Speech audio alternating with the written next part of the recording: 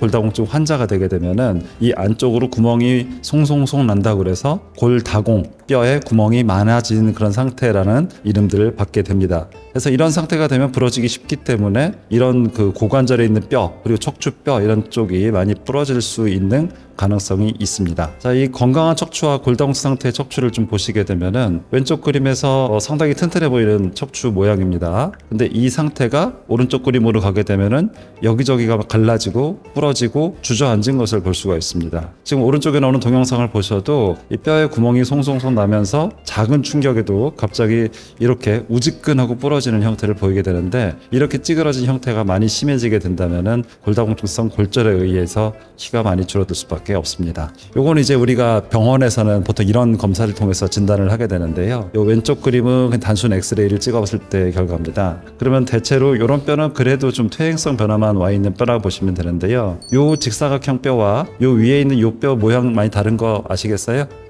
대부분 다 대충 이해하실 수 있을 거라 생각이 되고요. 그 바로 윗뼈는 종이장처럼 얇아져 있는 것도 보이세요? 이렇게 사각형이 보이는 거거든요. 그 윗뼈도 마찬가지로 이렇게 쐐기 형태로 바뀌어 있는 것을 볼 수가 있습니다. 그러니까 이와 같이 여러 개의 척추 관절들이 주저앉은 모습들을 볼 수가 있고, 이게 MRI로 보면은 우리가 좀 더 쉽게 알 수가 있는데요. 이렇게 정상적인 뼈에 비해서 아주 주저앉고 쐐기 형태로 주저앉은 이러한 뼈 모양들을 볼 수가 있어서 어느 뼈가 부러졌는지를 이제 쉽게 알 수가 있습니다. 물론 이렇게 엑스레이만 보더라도 상당 부분에 있어서는 척추가 실제로 얼마나 주저앉았는지를 볼 수 있기 때문에 모든 사람들에게 이렇게 MRI 검사를 할 필요는 없습니다만, 또 잘 정확한 위치를 잘 모르겠다거나 아니면 신경학적인 무슨 문제가 있다거나 그런 경우에는 MRI까지 찍어서 검사를 해야 되는 경우들이 있으므로 이런 부분에 대해서도 병원 주치의의 도움을 좀 받으신다면 충분히 도움이 될 수 있을 거라고 생각을 합니다. 자, 그러면 어떤 사람들이 이렇게 척추골절, 골다공증에 의한 골절들이 많이 생길까요? 여기에 대한 몇 가지 위험 요소를 체크를 한번 해보실 수가 있을 것 같습니다. 그러니까 여기에 있는 지금 1번부터 8번까지의 내용들 중에 상당수가 만족한다면은 여러분들은 조심하셔야 되고,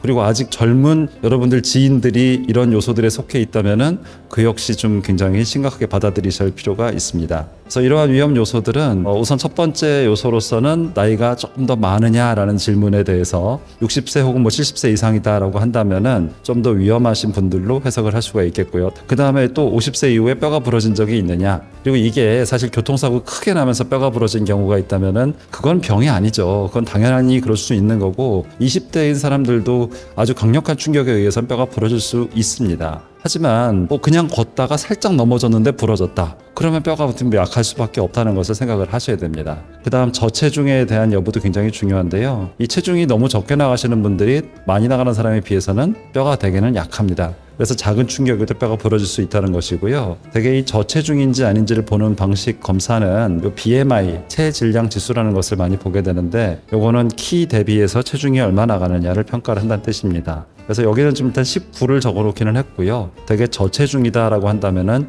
18.5 미만에서는 저체중이라는 진단을 할 수가 있습니다. 그리고 키가 많이 줄어든 사람들이면은 역시나 더 위험한 것으로 보고요. 그리고 부모님 중에서 한 분이든 두 분이든 간에 이 고관절, 여기 엉덩이 쪽 뼈를 얘기하는 겁니다. 이쪽에 골절이 있었던 사람들이면은 그 자손들의 경우가 조금 더 위험한 것으로 보고 있습니다. 그리고 여기 있는 또 질병들도 굉장히 많이 있는데요. 결국에는 이 칼슘에 대한 대사가 잘 안 되거나 우리 몸의 뼈를 계속해서 녹여 나갈 수밖에 없는 구조를 가진 질병들을 설명을 하고 있는데, 류마티스, 소화기 질환들 중에는 염증성 장질환, 전립선 유방암, 당뇨병, 신장질환, 갑상선 질환, 폐질환, 그리고 남성에 대해서는 성선기능 저하증, 조기 폐경 등등의 이러한 요소가 있다면은 아무래도 뼈가 더 약해지기가 쉽습니다. 그리고 스테로이드와 같은 특정 약물을 사용하게 되면은 아무래도 뼈가 훨씬 더 약해지기가 쉽거든요. 그래서 이 스테로이드를 또 오랫동안 사용할 수밖에 없는 그런 질병을 앓고 계시다면은 뼈는 또 오래 약해질 수밖에 없기 때문에 열심히 검사들을 할 필요가 있겠고요. 여기에 대해서는 여러 가지 약물들은 있지만 이 부분들은 아무래도 이제 주치의와 상의하시는 것이 좀 더 올바르지 않을까라고 생각을 합니다. 그다음 마지막으로 8번째는 술과 담배도 역시 뼈를 약하게 할 요소가 있습니다. 그래서 알코올 섭취가 너무 많아서 그것도 역시 뼈에 부정적인 영향을 미칠 수가 있고요.